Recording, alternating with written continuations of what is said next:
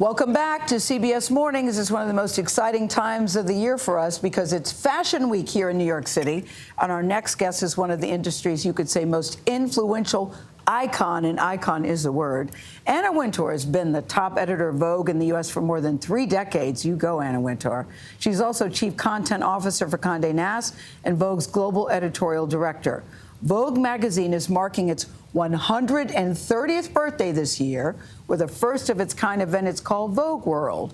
Only on CBS Mornings. Anna Wintour is ready to tell us all about it. Good morning to you, Madam Wintour. It's so good to see you. Hello, Gayle. Good to see you, Anna. Thank you. So we're going to talk about Vogue World in just a second, I promise. Okay. But this cover just took my breath away. Thank you, Gayle. Let us talk about Serena for just a second. Number one, I love her body. I love the photography. And what I know about magazine world that many people don't know is that all this stuff is worked out at least 3 months ahead of time. This was way more than 3 months. So I was wondering, how long did it take for you? No, Serena and I had actually been talking about this story and, when she was thinking about stepping away from tennis for well over a year. Over a year? And, really? Obviously, it's a very difficult decision for somebody in her position with her incredible achievements to come to that decision. And we would talk about it, and I felt that we didn't really need to revisit her career because it's so known, so recognized, and we felt it would be much better if it was in her own voice. Mm-hmm. She worked with one of our writers that she knows to really talk about how she came to that decision, how she wanted to have another child, how she had such extraordinary business ventures in her future, but at the same time, what a tough decision it was for her to make. It was clearly very tough. But when she came to you, did she come to you and say, I'm thinking about it? How did that happen? She came to Vogue, I think, because we've worked together for so many years. I think she felt it was the right platform, the right place for her to tell her story. And originally we thought maybe it could be more of a straight profile, but the more we discussed it, the more it became clear to both of us that this should be something that was in her own voice. So let's talk about Vogue World. It's your 130th anniversary. How do you feel about anniversaries? Because, Anna, it's our year anniversary. So congratulations. We only have 129 more to keep up with you. Well, I always like to look at anniversaries as a celebration not only of the past but also of the future. Mm-hmm. And when we discussed what we could do, we were so anxious to celebrate New York Fashion Week and also the city itself. And we thought, what can we do that will be meaningful to our audiences and to the city as a whole? So we came together. What did you come up with?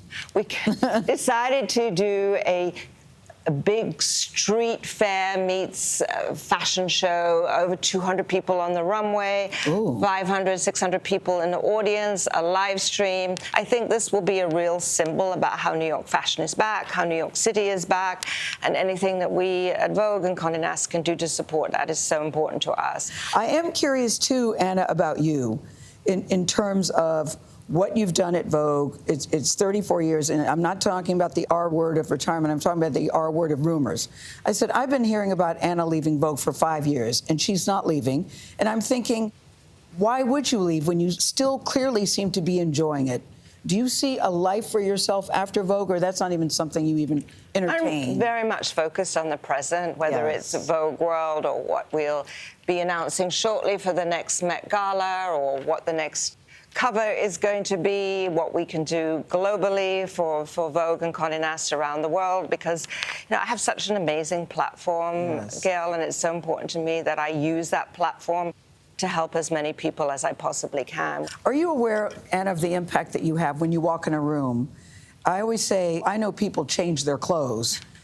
Myself included. You look great. You should see. Well, I was trying to set. I don't like this up, so I had it tucked in like this. It's a great color for you. And hair and makeup said, no, that looks ridiculous. That looks bad. And I said, but Anna's coming. I mean, pretty necklace too. Oh, thanks. But when you walk in a room, are you clocking what people are wearing? Because people so hold on to your word, hold on to your thought. Mm-hmm. Are you clocking people yourself, or not really? Not at all. I mean, I like really? Individual style. I like it when people dress like themselves and surprising, or obviously having fun with fashion.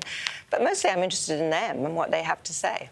Before you go, I'm always fascinated. When I was looking at tennis opening night, there you were in Serena's box. And my eyesight isn't that good from that far away, but I could see your signature bob and your sunglasses. When you started that look, Did you intend for it to become a trademark, or it just did? No, it just happened. And, you know, someone asked me about my style the other day, and I said, well, it's really safe, verging on boring. And I think it would be hard for me to change at this point. But also the glasses are very useful at times. Oh, God, yes. Amen to that. Anna Wintour, we thank you. I know you probably can't pick a favorite cover, but this might be mine. Well, certainly one of my favorites. One of your favorites. Thank you, Gayle. Keep soaring. Thank you.